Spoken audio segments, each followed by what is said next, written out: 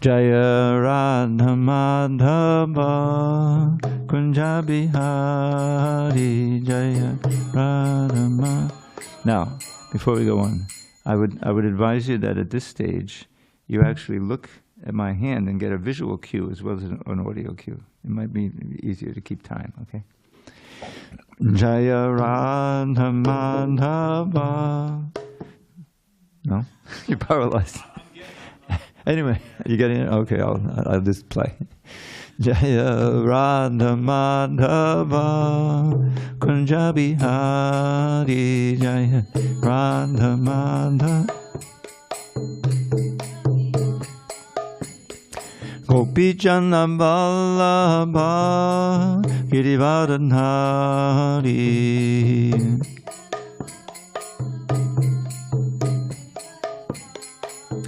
Jaya Gopi Jana Vallabha Girivardhanari.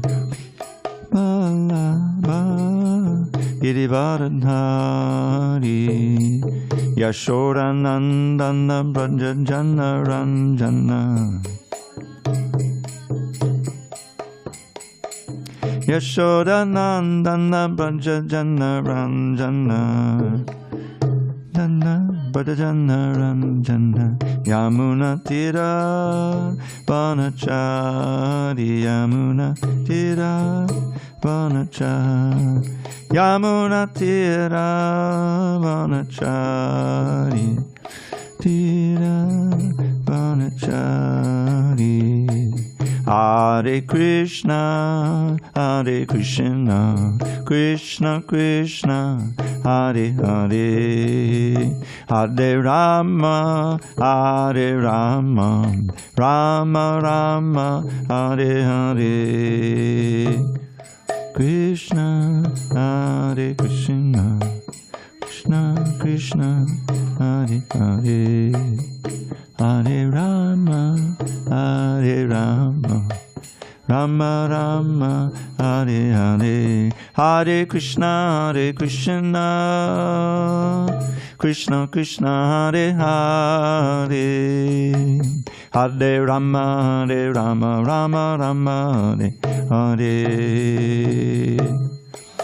Hare Krishna, Krishna Krishna, Hare Hare, Hare Rama, Rama Rama, Hare. Hare Krishna, Krishna Krishna, Hare Hare, Hare Rama, Rama Rama, Hare Hare. Krishna, Hare Krishna, Krishna Krishna, Hare Hare, Hare Rama, Rama Rama, Hare. Jai Mishnapad Paramahansa Padavajakacarya Ashtotar Shri Srimad's Divine Grace Srila A.C. Bhaktivedanta Swami Prabhupada Ki Jai. ISKCON BBT Founder Acharya Srila Prabhupada Ki Jai. Jai Om Vishnupad Paramahansa Padavajakacarya Ashtotar Shri Srimad's Divine Grace Srila Bhakti Siddhanta Saraswati Thakur Ki Jai. Ananda Koti Vaishnavinda Ki Jai. Namacharya Srila Haridas Thakur Ki Jai. Srimad Bhagavad Gita Ki Jai. Samaveda Bhaktavinda Ki Jai. All glories to the assembled devotees. All glories to the assembled devotees. All glory to the assembled devotees. All glory to Shri Guru and Gauranga. Okay. All right. Om Namo Bhagavate Vasudevaya. Om Namo Bhagavate Vasudevaya. Om Namo Bhagavate Vasudevaya.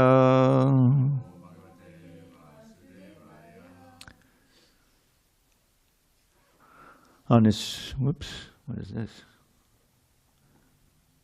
Oh my God. Okay, let's try again, sorry.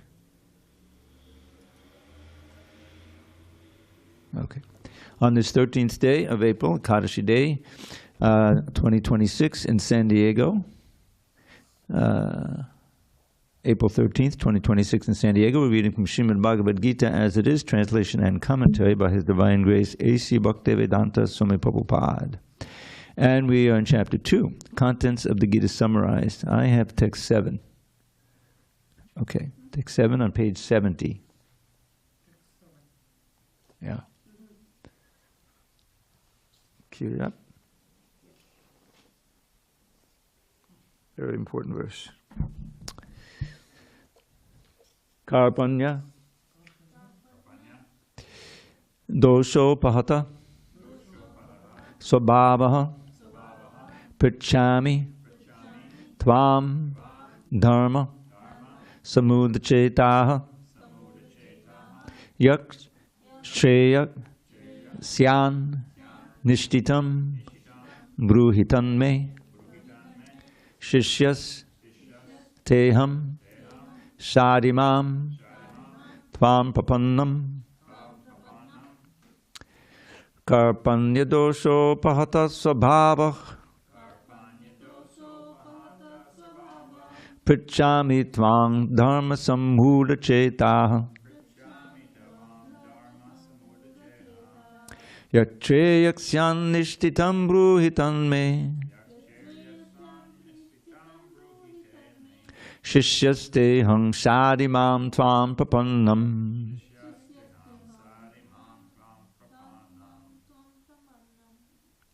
Karpanya dosho pahata svabhavah Pritchami tvam dharma samudha chetaha Yaktre yaksyan nishtitam bruhitan me Shishyaste hang shadimam tvam papannam. Karpanya dosho pahata svabhavah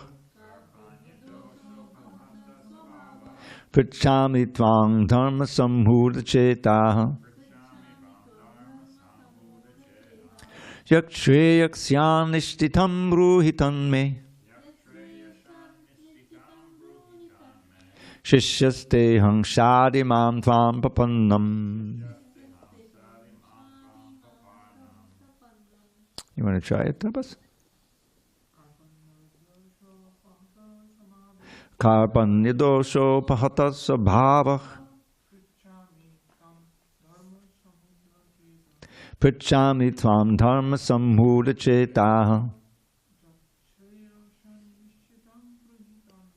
Yakshe yaksyan nushtitam bruhitan me Shishyaste hang shadimam tvam papannam. Jev.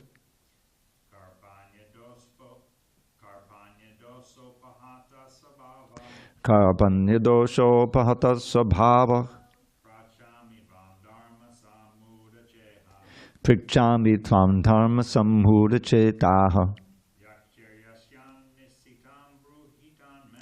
Yakshe yaksyan nishtitam bruhitan me Shishyaste ham shadimam tvam papannam.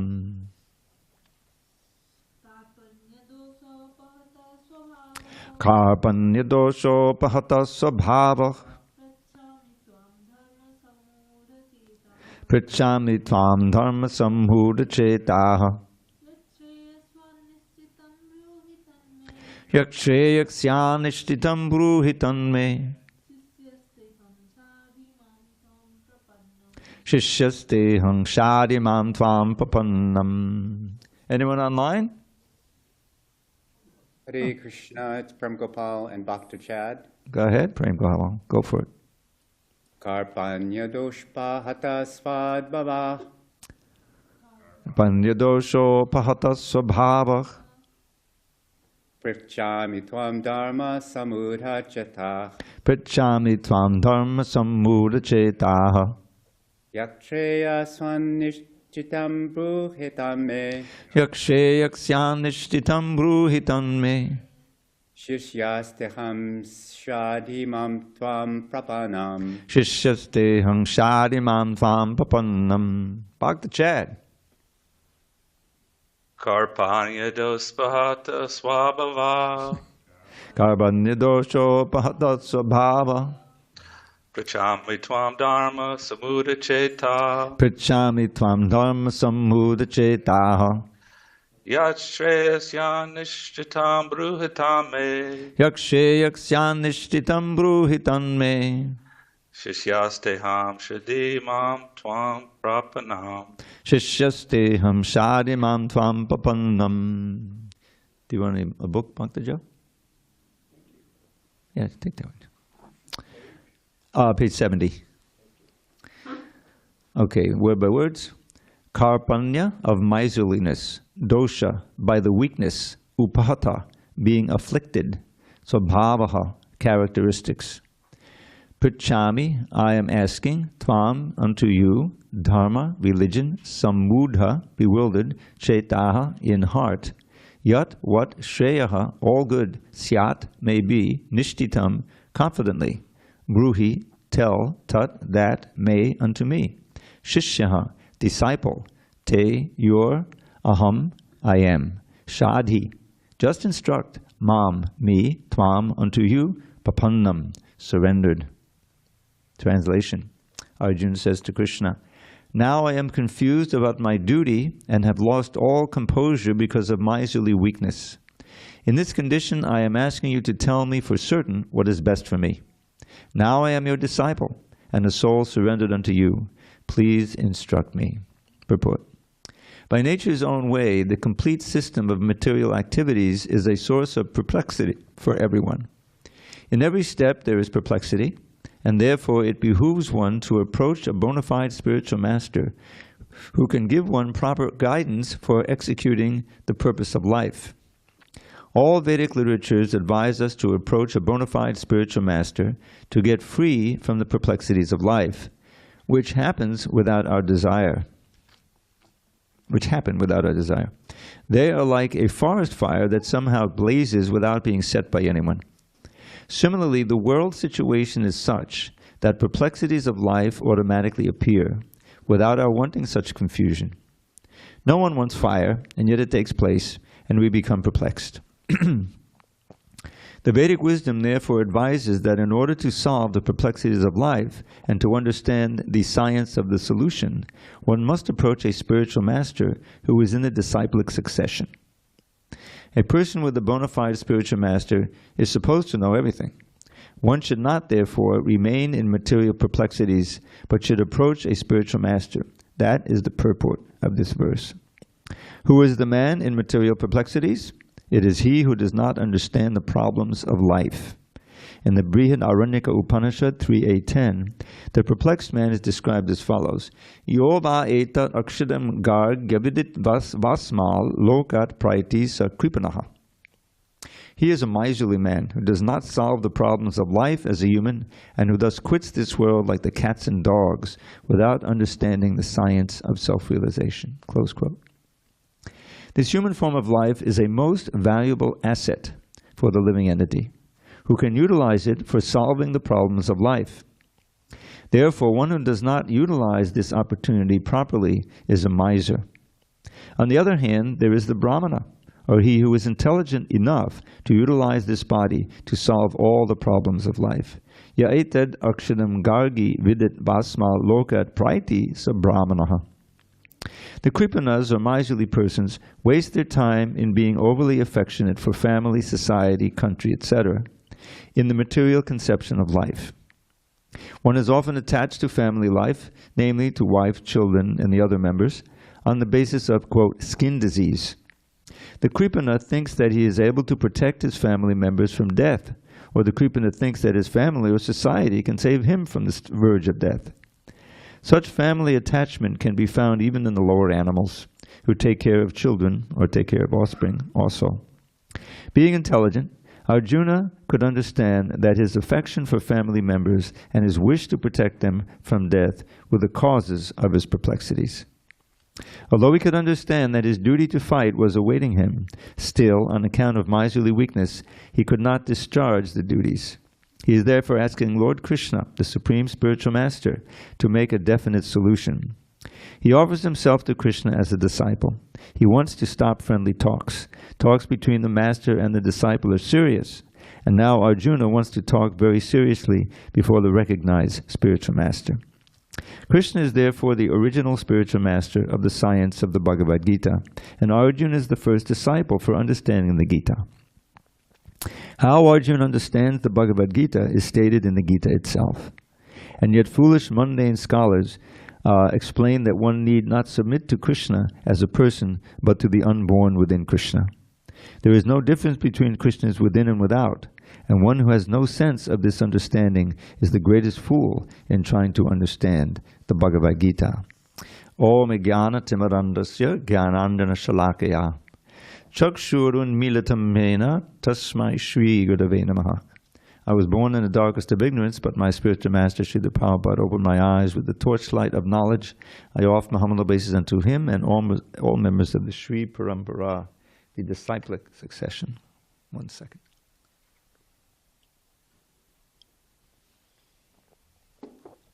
Hope that helps. So, this is a critical verse in the Bhagavad Gita because Arjuna is changing his whole approach here. And until now, he's been giving Krishna all kinds of reasons why he can't fight or doesn't want to fight this battle, even though it's clear that Krishna wants him to fight. But now he's saying, okay, karpa nidosho, this fault, the weakness of miserliness. Miserliness meaning here that he's not willing to use his facilities, which is his special skill as a warrior, his intelligence, his relation with Krishna, everything that he has, in the service of Krishna. This is the essence of miserliness. It means that I just want to keep these facilities for myself, try to enjoy as much as possible, you see? And death, I'm not going to worry about death. Maybe I'll never die, you know. It's as Prabhupada makes very clear in this purport, the human form of life is a rare opportunity to solve the ultimate problems of life, which can be boiled down to birth, old age, disease, and death, and the threefold miseries. So he starts out with a confession of being confused, and that all of his arguments before were really useless in his attempt to solve his perplexity here. And then dharma samudacheta, my consciousness, I am bewildered about what my real duty is, what my best dharma is.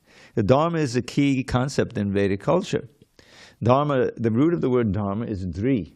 Dri is a little syllable word that means the essence of something, or the essential function of something. And you look around, and everything has a function, like this nice, these nice frames for the pictures. You may not know where they came from or how we got those. At a certain point in the history of this temple, Bhaddi Narayan Swami, he wasn't a Swami then, he was a former householder, he hadn't taken sannyas, and he was dressed in white, had some hair. But he was the temple president when I came in '89. After some time he gave that up, and just because it was too much being the GBC and the temple president. But he had 2 children. We met them, at the departure, the wonderful Anasuya and Nilamadava. When I came here, and Anasuya was in the Gurukul. They had the Gurukul where we have the lounge now. And so she was a smart kid, and wonderful girl. And then she went to high school, she went to college. She's an executive in a business now. She's very successful. So how to support them? So some of you may have seen Vaikuntha Babu. He's here, his wife is staying with Ladli and helping her. So Vaikuntha is spending some time here. And they would go and travel all over the world, actually. They would go to the Panama, they would go to the Caribbean, other Caribbean places, and they would sell paintings, and that's where all these ornate frames come from. They had paintings that were done by some South Koreans or something, cheaply got, but they would be nice to put on your wall, And they would sell those. You go all over the place. So, that was what Bhaddi Narayana Maharaj was doing. He was meeting his duties as a father, and raising them, and he had tuition to pay, and they got older. And then, of course, he was also doing the duties in the temple here, and which was a big, keeping everything going, So the dharma that he would, that we all have is to understand what our real goal as spirit souls are. First, we have to understand who we are. Otherwise, we'll have our dharma or our duty in terms of our birth, our particular body that we have, the family, the race, the country, all these things, But that's superfluous to the nature of the soul. That the first lesson in the soul we're going to hear in a couple of verses here is that you're not the body. You're making all your calculations. Oh, I have a relationship with this person, with Bhishma. He's my grandfather figure, and all these things. And so Arjuna is very reluctant to fight because he'll be responsible for the death of Bhishma and others, and how could he live like that, stand to live like that? So this he calls his miserly weakness, because this upahata svabhava can also mean that it's this attitude of mine has taken away my real nature as a Kshatriya. And the Kshatriya never drops the bow like that. He drops the bow and he sits down on the chariot. The Kshatriya picks up the bow, gets the arrows ready, and goes forth, and to face the enemy. So he's lost his nature. He understands that. So he's asking him, Dharma Samuda Cheta, I am completely bewildered what my real duty is. Because if we accept duties in relation to our actual nature, then that is real Dharma. This word comes up again and again in the Bhagavatam. Second verse, first word, Dharma Projita Kaitavotra. Atra means here. Here in the Bhagavatam, we're kicking out all of these false dharmas. Projita Kaitava, cheating dharmas. And part of that is just to identify with one's birth. I'm birth and Brahman, I'm a Brahman, therefore, But if one doesn't have the qualities of a Brahman and he doesn't act as a Brahman, then he's a Brahman in name only. So this is the nature of the Kali Yuga. No one knows what the real nature is. No one knows what the real goal of human life is. Not no one, but practically no one. And so being agents of Krishna and agents of his representatives, we have a duty to try to strive to meet that goal and to give others a chance to meet that goal. That's the whole purpose of this class, the whole purpose of these books, the whole purpose of this movement. And so Arjuna is representing us. He's representing the confused spirit soul who needs instruction, and who can be a better instructor than Krishna? He's the original guru. So, yak shreyak syan. Syan means to come into being. How can my ultimate good fortune occur? Because I know it's not going to occur by me leaving the battlefield. So please tell me for sure, nishchitam bruhi tanme, without a doubt. I am your shishya. Now this word shishya, as I pointed out before, as all words in Sanskrit, there's a certain root, for it, and the word is shush. That's the root meaning. That's also the root of the word shastra. Who can tell me what shastra means? You know what shastra means? A weapon, exactly. And shastra? That shastra is this authoritative books of instruction. Now, why they're so similar? Because they both have the same root. Because the authoritative books of instruction, you're meant to voluntarily put yourself under the control and surrender to that. You see? And a weapon may be involuntary, but you'll still be controlled. Someone move here, move there, like that. Okay. So you're in the control of the weapon. So he wants. So now shishya steham. I am your shishya. I'm no longer, pretending to be in rule of your equal friends. Because Krishna likes that too, to enjoy normal friendship. When he in Vrindavan, he doesn't want to be in charge all the time. He agrees to being. They play tricks on him. They'll call him ill names and everything. All in fun, and he loves that. He loves it when the beloved devotees forget that he's God and they deal with him on one of these intimate rasas, you know.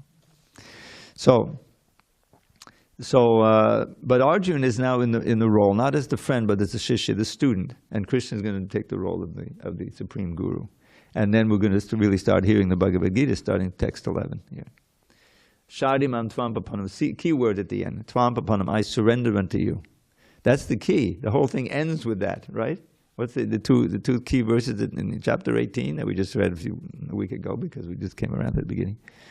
Sarva dharmam parityajya mamekam sharanam braja aham tvam sabapapebhyo mokshiyasami ma shuchaha. You know, give up all these other fake dharmas that you're trying to invoke in chapter 1, you know, and just surrender unto me. Mamekam sharanam braja aham tvam sabapapebhyo. I will relieve you of any sinful reaction that you have. All of that will be, if you do not worry, you'll be secure. You know, I will protect. So that's what the whole Bhagavatam culminates in that. And Arjuna will follow through. And, you know, the key words, he says, Kadashe vachanam tava. I will do as you say. So Krishna asks him, has your illusion been dissipated? And Arjuna says, yes, by your mercy. You know, I am very clear, my conscience is clear, and Kadashe vachanam tava, I will act as you instruct. And so he's now situated in devotional service and full part in the battle, and of course he comes out successful. So this is a key word. But we have to come to this point too, to realize that we are bewildered in our real dharma. What can we do for our ultimate benefit, not for some immediate thing? That's the shreyas and prayas. He's asking for shreya, the ultimate good. Not how can I, you know, be temporarily ameliorated some position or money or whatever it may be. You know, that's the illusion of Maya.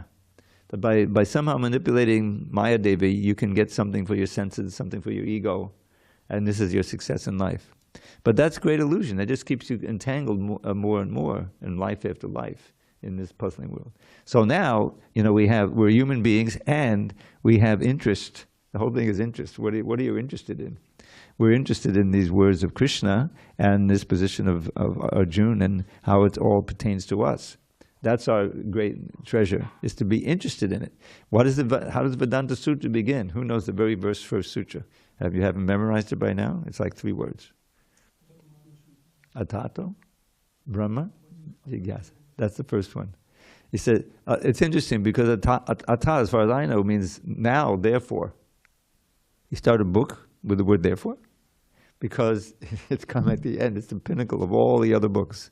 It's Vedanta. It's the ultimate Veda, the ultimate knowledge. Now, therefore, Brahma Jigyasa. You have to be curious and inquire into Brahman, the ultimate truth, the source of everything, which is the second sutra. Janma Jasya Yataha. That's the key definition of the Supreme Brahman. It's the source of everything that has no other source. Like, what is that verse? First verse of the Brahma Samhita, chapter 5. Isharak Parama Krishna, Satchidananda Vigraha, Adir Govinda, Sarva Karanakaram. He doesn't have any beginning. He is eternal, you know. Adi, he is the beginning of everything else, the cause of all causes. So that's what we have to be curious about. Who is that? What is it? Or is it a person? Who is that? And what is our relationship? And how can we align our consciousness with the desires of that Supreme Person? That's our complete success. Then we'll have punched our ticket back to Godhead. So that's what this is all about. Okay, if there are no questions? Yes, but you need a mic. Okay, you got it.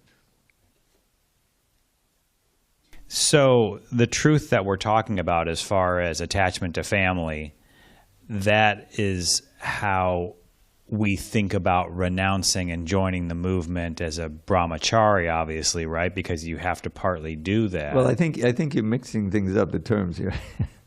You started out the truth. The family attachment, which begins with bodily attachment and bodily identification, right?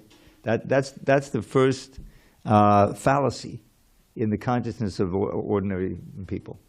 And it's the same consciousness of the lower animals. The dogs are saying, I'm a dog. You're a cat? I'm going to run after you, you know. And the cat is saying, you're right, I'm running away. You know, I mean, they're very rudimentary, right? But but the human life, we have the higher intelligence. We can transcend that. We can graduate from that misconception. We're not the body. And we're coming up on this verse. This was the first verse I ever memorized. This off, devotees, brahmacharis memorize verses. This is the one to start with. Dehinosmin yata dehe kaumaram yovanam jala tata dehantara prabdi dhira tatra namuyati. Dehina means in the body. What's in the body? The soul. Dehina means the soul, the embodied soul. Because there are also unembodied souls. Like there's no material body. All the souls in the spiritual world, they're not embodied souls. They are soul, but they're not embodied soul. So dehinosmin, here in this world, in this body, the embodied soul, dehinosmin yata dehe komadam yovanam jada. We pass through different stages, right? We're a little boy. Komadam is a little boy, but I mean a little girl also, obviously. Komadam, Yovanam, then you become a youth, like an adolescent. And Jada, gradually you become middle-aged, old-aged. So the body keeps changing. I have a different body now than I had even yesterday. It's constantly changing, and after some years, you go, boy, it really changed. And eventually, the body gives out. Komadam, Yovanam, Jada, Tata dehantara praptir. At the end of this body, you get another body. Tata deha antara praptir. Antara means another body. But then the key is dhiras tatra namuyati. One who is dhira. This word dhira comes up several times in the Bhagavad Gita. It's an important word. It means someone who is sober-minded, who is not simply moved by the emotions or the immediate situation. Very thoughtful, you see. And he's actually speaking of Arjuna. Not at first the translation said that the self-realized soul is not bewildered by such a change. Now, that sounds like the soul who's doing the transmigrating. But no, he's talking to Arjuna. You're bewildered, thinking that if Bhishma is killed, if Bhishma is killed, he'll be dead. There's no more existence. No. The great soul Bhishma will go on and go back to Godhead. But you don't see that. So this is the great illusion, that we think that this is my one and only chance. This is my life. I know I'm going to die, but I'm not going to worry about that now. I'm going to try to squeeze as much pleasure as I can. That's foolishness. What we do now, what we think now, what we inquire about, what we're interested in, that's all forming our subtle body, which is the template for our next body. So that's the whole point of Krishna consciousness. You can see Krishna is everywhere. He's within and he's without. And so these temples are meant to be an environment that everything makes you think of Krishna. Even if you just look at that wonderful table over there. Did I ever tell you about the miracle of the table? I'll tell it again. I'm telling you, these miracles that happen, they're really faith builders, But what is that table? Now that could be used for a million different things, But it's being used to hold up the Charanamrita paraphernalia there, So it's being used in Krishna's service. It's a very happy table. I can see how ecstatic it is. Yeah, everything here, the pictures, the thing, that's what a temple is. Everything that it should be that you hear, the nice fragrance of the incense, everything, all the senses remind you of Krishna. What to speak of the deities, there's Krishna himself. So that's something that is created or built by the influence of a devotee who's sincere and knows how beneficial it'll be for people like us, who need, to have this environment where we can hear about Krishna, see Krishna, eat prasadam, and all these different things. So that's, that science of Krishna consciousness so wonderfully described and delineated by Rupa Goswami in his Bhakti Rasamrita Sindhu, which has been given to us as the nectar of devotion, plus the Bhagavad Gita, the Srimad Bhagavatam, all of these things. If we really want to inquire about the absolute truth, we have the opportunity by Prabhupada's efforts. And, his inspiration. I'm just with this, Guru Raj Swami has just written another book called Finding My Spiritual Master. It's really a delightful book. He describes, how he was searching in college, and finally he came to the temple in Boston at that time, and he was just totally taken with the devotees, taken with Prabhupada. He was obviously a devotee from his past life, you know. But it's all, and so much he's appreciating Srila Prabhupada, how his effort, you know, to start the press. The press was started, what we call BBT, it wasn't BBT at that time, it was called ISKCON Press. And Prabhupada, you know, he wanted to have an actual press, a physical press that he could print his books. And so that was set up with great effort in Boston. And so many people who I later worked with, who came down to New York when the press was moved, joined there, you know. But the whole thing is so beautiful. And then, you know, the Sankirtan, devotees would all go out on Sankirtan. It was the biggest temple in the movement. The Boston temple was the biggest temple in the movement in 68, 69, you know, like that. And so then the Giriraj joined there. And it's just a very heart-moving story about the you know, Srila Prabhupada's influence and his relations with the devotees and how much love he expressed with them, and the development of Giriraj, you know, into who he was, a really sincere devotee who then was sent to India on that famous trip. A bunch of devotees were told to come and be with Prabhupada as he traveled around India in 1970.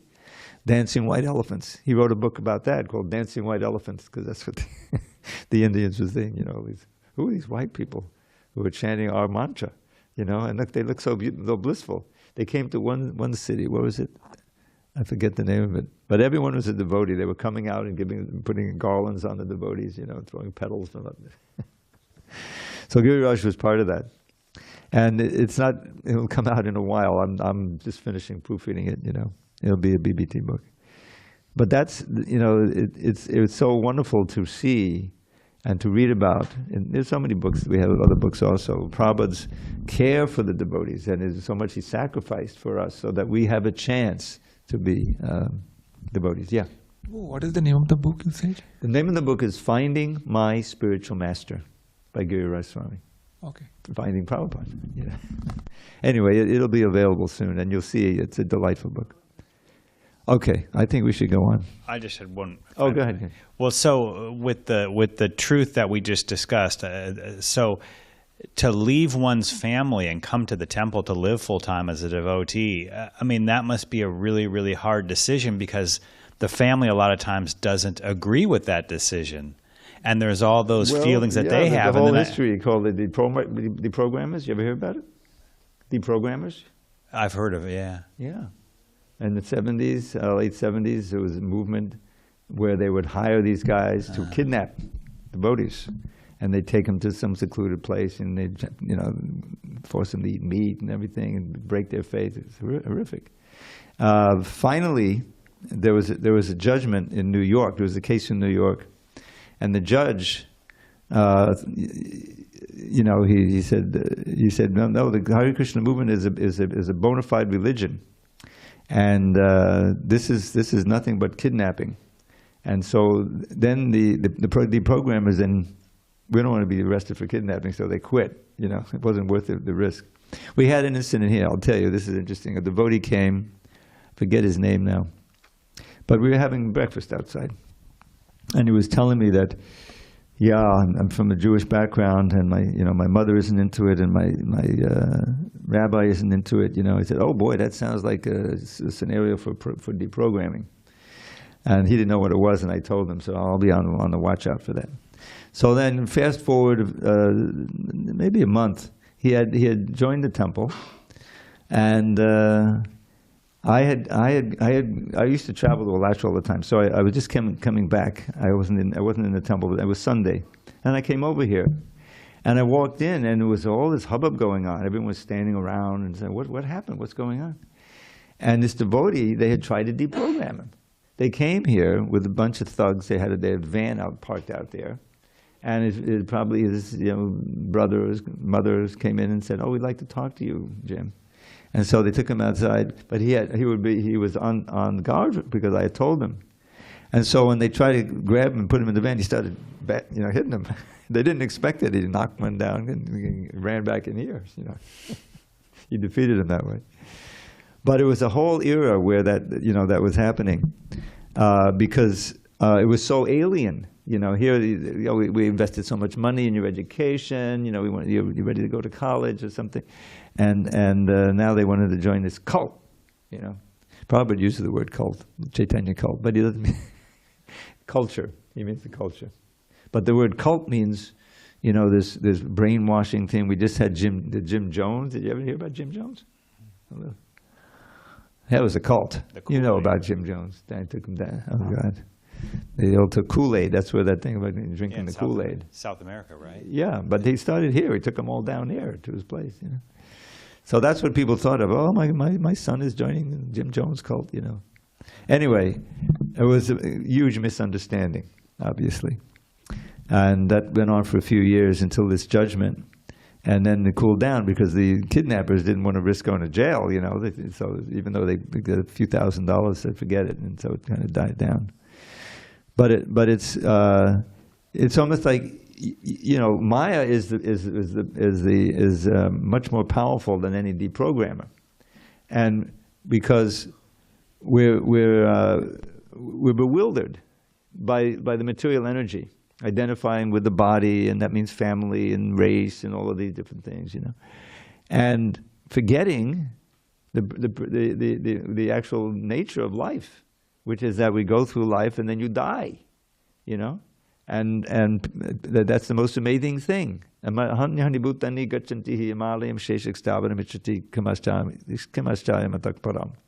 This is the answer that Yudhishthira gave to a question asked by his father. He didn't know it was his father asking the question. This is in the Mahabharata.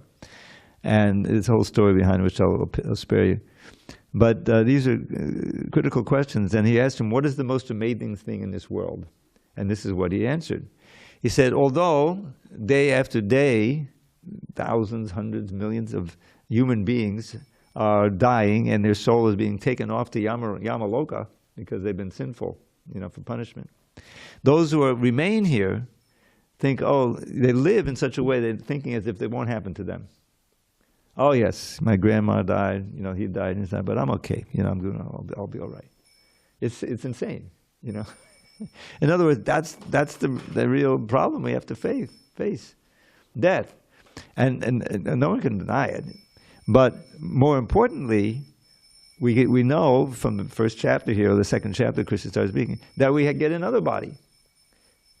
You know, as I famously said, you know, every body dies. Nobody dies. Najayate, becoming Najayate, Mriyate, Vakadachan, Nayam Bhutbhava. For the soul, there is never birth nor death at any time. It doesn't come into being, is not coming into being, will not come into being. In other words, we're as eternal and as unborn as Krishna, which is the third line. Ajo, no born. Ajo, Nityak, Shashvata, Yam Purano. We are unborn, eternal, ever-existing, primeval. The soul is not slain when the body is slain.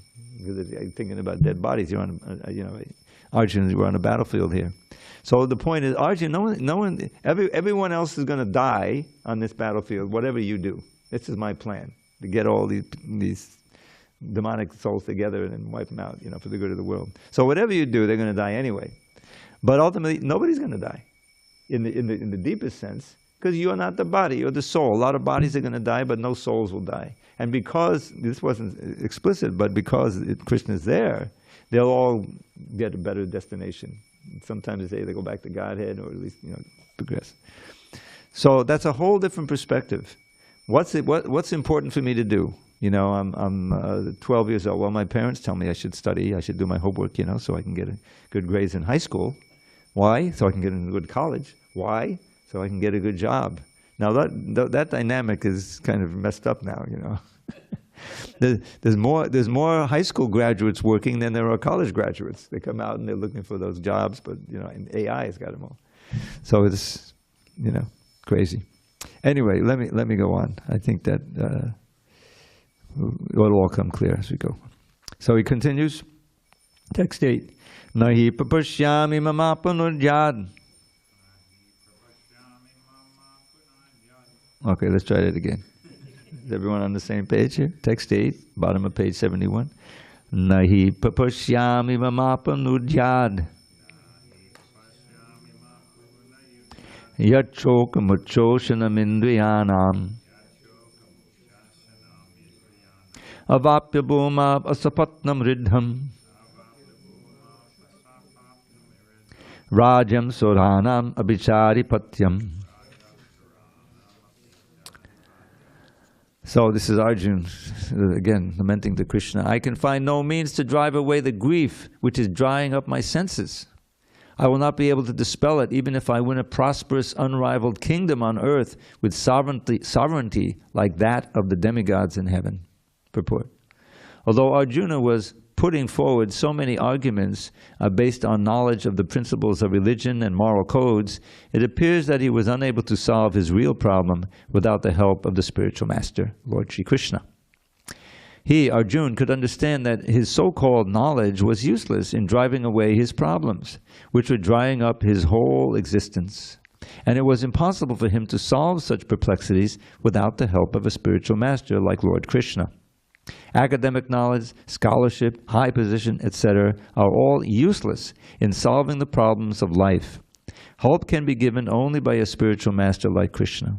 Therefore, the conclusion is that a spiritual master who is 100% Krishna conscious is the bona fide spiritual master, for he can solve the problems of life. Lord Chaitanya said that one who is a master in the science of Krishna consciousness, regardless of his social position, is the real spiritual master. I'll say, you see, Kiba Vipra Kiba Nyasi Shudra Kene Noi Ye Krishna Tattva Veta Se Guru Hoy. It does not matter whether a person is a Vipra, a learned scholar in Vedic wisdom, or is born in a lower family, or is in the renounced order of life. If he is a master in the science of Krishna, he is the perfect and bona fide spiritual master. Chaitanya Charitamrita, Madhya 8.128. Now this was spoken to Ramananda Roy, who was actually in the social position of like a clerk, more or less.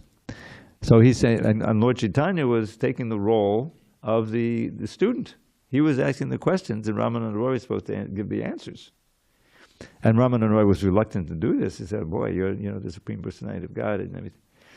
And so then he spoke to him, but you shouldn't be like this. It doesn't matter. You know the science of Krishna so well. You can be the guru for everyone. So I'll take the role of the student here. That's the context of this verse.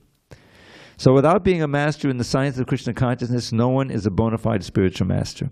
It is also said in the Vedic literatures, Shat karma nipano vipro mantratanta visharadaha avaishnavo guru nisyan vaishnavak swapacho guruhu.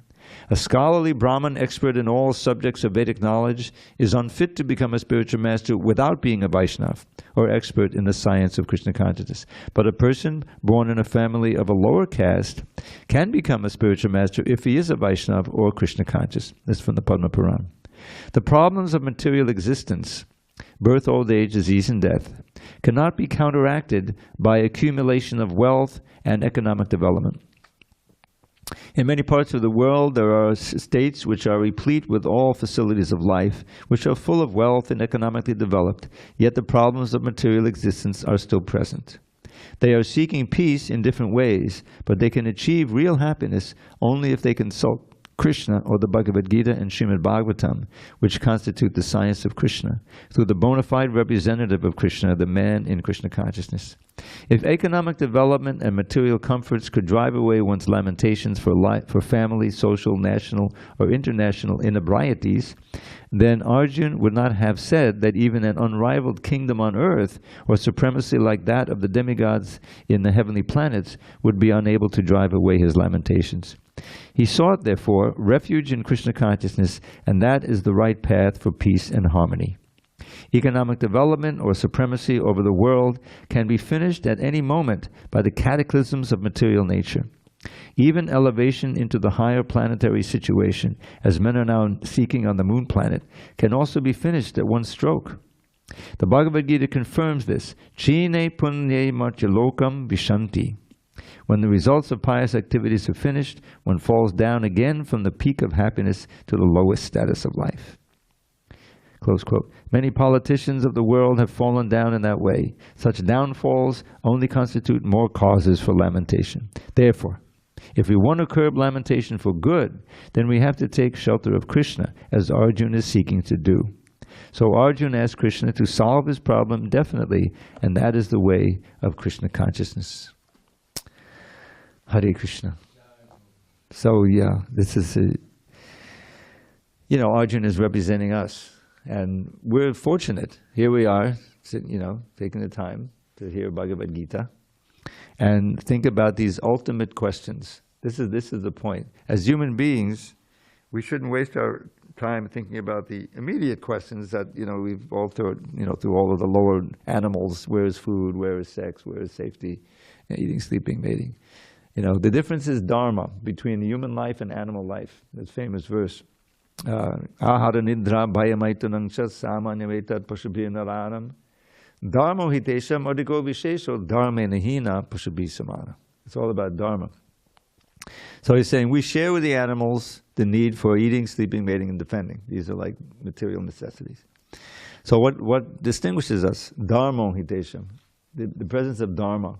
The animals don't have any dharma. They have instinct. They're impelled to do what they can do. But human beings have the ability, or have the option of acting like animals or acting like human beings, finding out what the real mission of life is and how we can achieve it. So dharma, dharma makes it a difference between human and animal life. Otherwise, with two-legged animals, we got the hands, big deal, but we're leading animalistic life. So we should use the great treasure of the human form of life and inquire into the absolute truth, and we have the facility to do that, and in this way solve the problems of life, which are birth, death, old age, and disease, and the threefold miseries. The threefold miseries. Those arising from our own body and mind, those that are caused by others, and those that are caused by the devas. But I made the point that with all of this climate change stuff, it sounds like it's hard to tell the difference sometimes. You have these big, El Nino, and like it's going to be a really hot summer, and it could be a drought here because water is being used, and so. But it's ultimately, they say, being caused, or aggravated so much by human beings pouring in these greenhouse gases, right? So, but it comes in the form of seemingly Daivik, the demigods, the fire, the storms. It's coming from Indra, right? Maybe, but the thing is, we're causing it in our ignorance and carelessness, the environment where those storms and extra storms come out. In any case, if you're going to stay in a material body, you're going to have to suffer these threefold miseries. So we want to get out of the body permanently. In other words, we want to return home back to Godhead, pure spirit, and resume our original nature. We have Satchidananda body also. Eternal, pure, full of knowledge, full of bliss, but we've lost that. So we want to regain that, and that's why so many back home, back to Godhead, And you would say, well, why won't Mike come down again? No, I'll have a little bit of memory. I don't want to do that again. We already tried that. And Krishna is sure. He's sure. That's why he says, one who goes here, we had Gadvan and Avartante, doesn't return. So that's the idea. All right, I'll leave a little time here for a little dessert. You ready for poetry? All right, you haven't heard this one in a while. For Krishna and his multitude of friends, a festival of joy each day would bring. A special thrill in Braja's forest glens was riding with him high upon a swing. O Ujjala, Sridhama, Bhadrasena, just see Vrindavan's bountiful delights. The peacock's dance, the songbird's sweet refrain, the lakes and hills and other scenic sights. All these make this the best place on the earth for us to play all day and herd the cows. Thus Krishna, in the mood of sportive mirth, enthused his friends while swinging from the boughs. So actually, then there's a verse before that. The painting is, you may have seen it, Krishna and Balaram are running on the bank of the Yamuna ahead of their friends, and the cows are running after him. They've just come out of the village, now it's time for a day of play, so-called work, herding the cows. But so he's running with Balaram, So this is what he's saying. Let's go, said Krishna, don't delay at all. And he and Balaram began to run ahead of all his coward friends who called, "Oh Krishna, Rama, let us join the fun." And off they ran to Braja's forest haunts to play in every bower, grove, and sward. The boys would tease their friend with playful taunts, forgetting his position as the Lord. Shri Krishna is inviting us as well to join him in his pastimes, which enthrall. The wise heed Krishna when they hear him tell, "Let's go, my friends, do not delay at all." Very instructive. Okay, we have plenty of time. Any requests? How about the Chataka bird? The Chataka subsists on rain. I forget the Vidichita mahidandam ni nabando dayangva gatadihana babata kachadan namamasti nibutada shatakoti nirmalang bambas tadapikila bayodak stuyate chatakena.